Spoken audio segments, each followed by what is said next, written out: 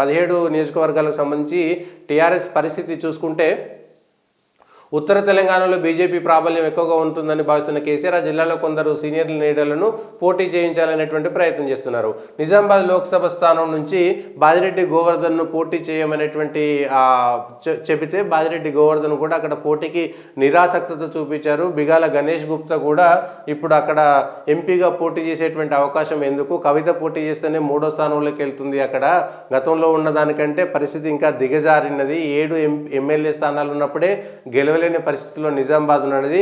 అక్కడ అరవింద్ ధర్మపురి, అదేవిధంగా కాంగ్రెస్ నుంచి బలమైన నాయకుడు వస్తే అటు బీజేపీలో అరవింద్ ధర్మపురి, అటు కాంగ్రెస్ పక్షాల మధ్యనే పోటీ ఉంటుంది. టీఆర్ఎస్ థర్డ్ పార్టీలోకి వెళ్ళినప్పుడు, థర్డ్ పొజిషన్లోకి వెళ్ళినప్పుడు మేము పోటీ చేయాల్సినటువంటి పరిస్థితి ఎందుకు ఉంటుందని చూస్తున్నారు. అదే బాజిరెడ్డి గోవర్ధన్ తన తనయుడు ఎంపీగా పోటీ చేస్తే రాజకీయంగా ఆయనకు ఓడిపోయినా మళ్ళీ భవిష్యత్తు ఉంటుందనేటువంటి ఆలోచన చేస్తున్నట్టు మరికొందరు చెబుతున్నారు. మరి టీఆర్ఎస్కి సంబంధించి ఇటు గణేష్ గుప్తా కానీ ఇటు వీళ్ళు కానీ పోటీ చేస్తారా చేయాలనేటువంటి అంశంపైన ఇంకా క్లారిటీ లేదు. కవిత ఆసక్తి చూస్తున్నా కేసీఆర్ కుటుంబం నుంచి ఎవరు పోటీ చేయొద్దు అనేటువంటిది ఒక నిర్ణయం, ఎందుకంటే అందరూ ఓడిపోతారు కాబట్టి ఒక భయం కూడా ఉన్నది.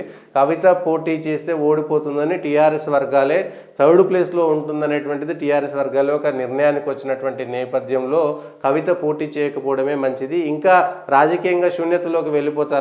రెండోసారి కూడా ఎంపీగా ఓడిపోతే మళ్ళీ అరవింద్ ధర్మపురి గెలిస్తే రెండోసారి కూడా నిజామాబాద్లో టీఆర్ఎస్ పరిస్థితి అయిపోయింది. కవిత రాజకీయంగా ఆమె భవిష్యత్తు సమాధి అవుతుందనేటువంటి భయం కూడా ఉన్నట్టు తెలుస్తుంది.